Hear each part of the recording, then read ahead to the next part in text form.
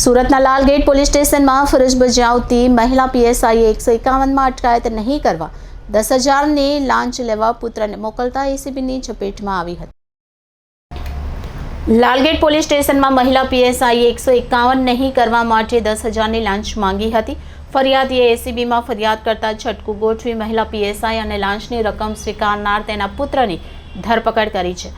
Lalgate police સ્ટેશનમાં police ચોકી પર ફરજ બજાવતી મહિલા પીએસઆઈ મંજુલાબેન શંકરલાલ પારગી અને તેના પુત્ર અશ્વિન શંકરલાલ પારગીની એસીબીએ ધરપકડ કરી હતી। ફરિયાદીના ધંધા ઉપર કામ કરતા ટેકનિશિયન વિરુદ્ધમાં લાલગેટ પોલીસ ચોકીમાં અરજી થઈ હતી। આ અરજીની તપાસ મહિલા પીએસઆઈ પાસે હતી। 151માં કેસ નહીં કરવા માટે ફરિયાદી પાસેથી 10,000ની માંગણી કરી હતી। અંતે 8,000માં વાત નક્કી કરતા આ પૈસા આપવા જાય તે પહેલા ફરિયાદીએ એસીબીનો સંપર્ક કર્યો હતો। ફરિયાદી પૈસા આપવા ગયો ત્યારે પીએસઆઈનો પુત્ર ત્યાં બેસેલો હતો। પીએસઆઈએ લાંચના 8,000 તેને આપવાનું કહેતા બંને એસીબીના હાથે પકડાયા હતા। એસીબીમાં ફરિયાદ મળેલી કે Lalgate police station Lalgate police ચોકીમાં ફરજ બજાવતા પીએસઆઈએ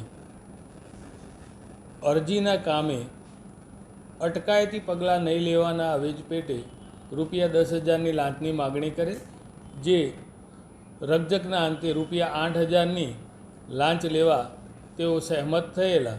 તો લાલગેટ ચોકી પીએસઆઈ મંજુલાબેન તથા એક પ્રજાજન અશ્વિનભાઈ નાઓને રૂપિયા 8,000ની લાંચ લેતા અટકાયત કરવામાં આવેલી છે અને તેઓ વિરુદ્ધ કાયદેસર કાર્યવાહી હાથ ધરી આગળ તપાસ હાથ ધરેલી છે।